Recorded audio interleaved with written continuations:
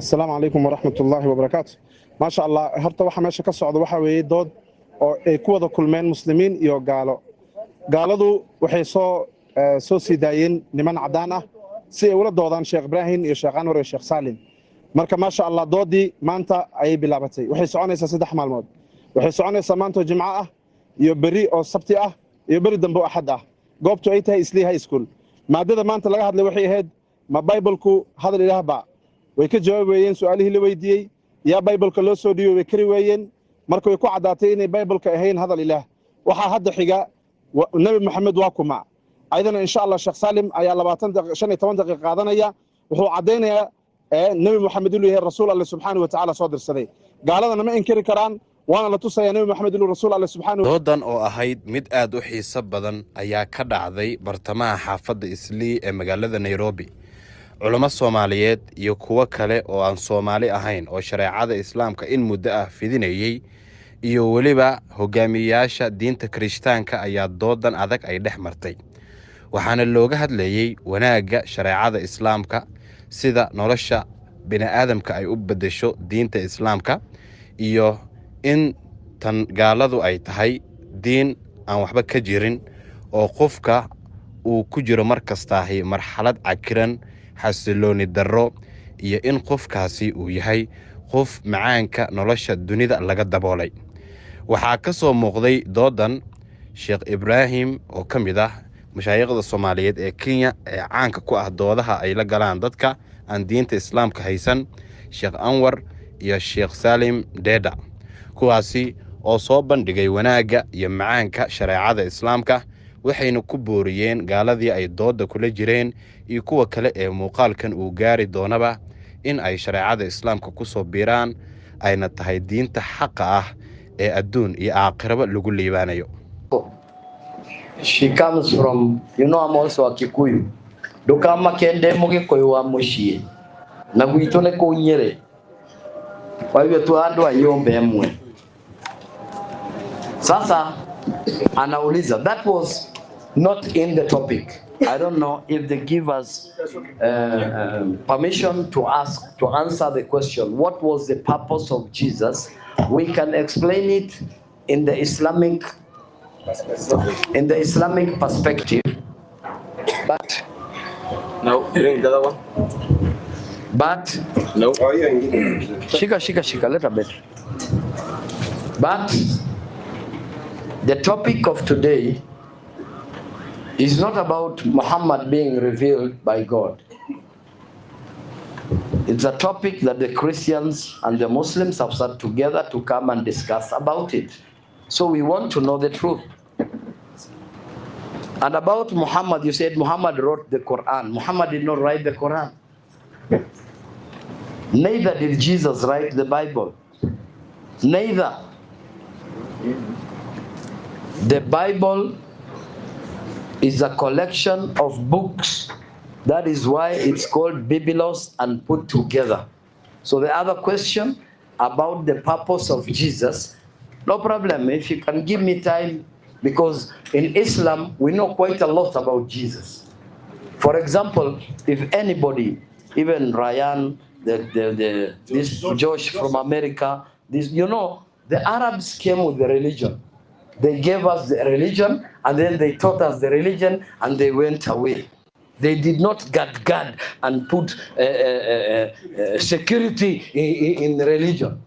But they brought you Christianity, still security. You see it? But for us, alhamdulillah, we are okay. I don't want to hammer anybody, but what I'm saying is that topic about Muhammad is tomorrow.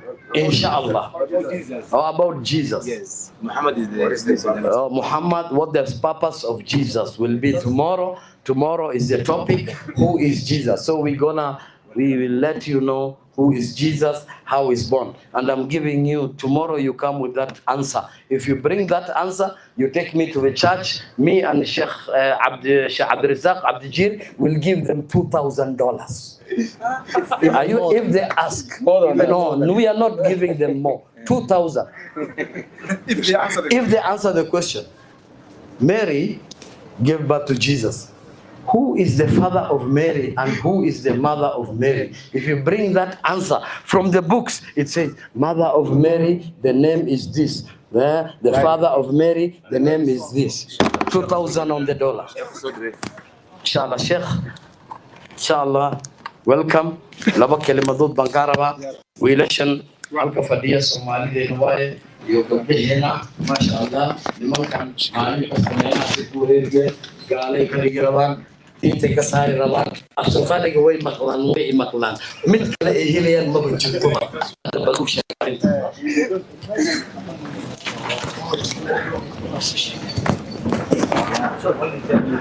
بسم الله الحمد لله وثناء لله والصلاة والسلام على رسول الله.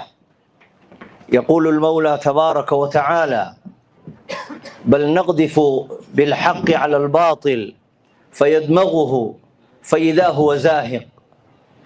معاشر المسلمين، إلهي سبحانه وتعالى وإذن قرقاري وحاو إذن سيي دين وإلهي إذن كرع للنقضي وإلهي سبحانه وتعالى قتل مامين نعمة وين إنو إذن سيي وواتو إلهي سبحانه اليوم أكملت لكم دينكم وأتممت عليكم نعمتي ورضيت لكم الإسلام دينا.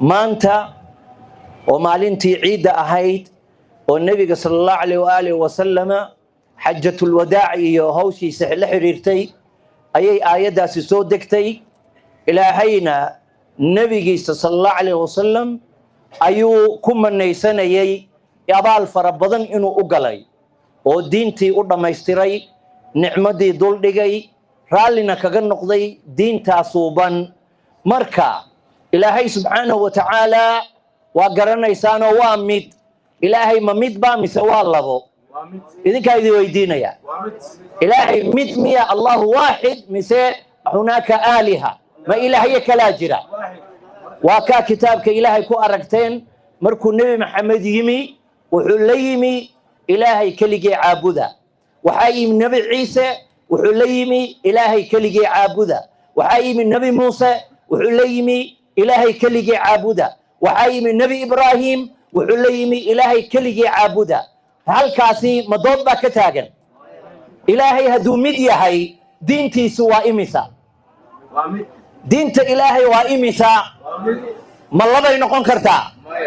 Haddaba waqtigii uu ku hadal ilaah baan gaaladu way soo saarayeen Bible-ka nabiga loo soo dhiibay way kari weeyeen meel ay ku taalana malaha Allah subhanahu wa ta'ala inuu nabigu u waxyooday boog la yiraahdo Bible malaha way kari weeyeen waxa cadaatay توراة إن لو سو وحيود النبي موسى، زبور لو سو وحيود النبي داود، إنجيل لو سو وحيود النبي عيسى، قرآن كان لو سو وحيود النبي جوها محمد صلى الله عليه وسلم.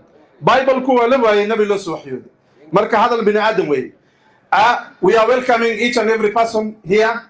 The topic we have already discussed is the Bible Word of God. Christians failed, mashallah, they failed. They cannot produce that the Bible is Word of God.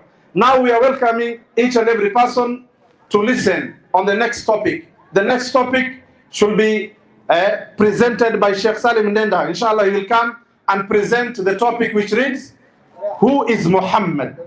Who is Muhammad? And I'm very sure he will eloquently tell us that Muhammad was a prophet or a messenger from God. Inshallah. Before that, we welcome a Christian scholar who is also a debater. He is very well known in East and Central Africa. He is a Swahili debater by the name Francis Ndacha. Francis Ndacha, you'll get, he is very well known, he is very famous in Christian platforms. He has been presenting that Christianity, he has been preaching Christianity to be true, but I tell him that it's not true. So Mr. Francis Ndacha, come get your few minutes, like 7 minutes, tell us who are you,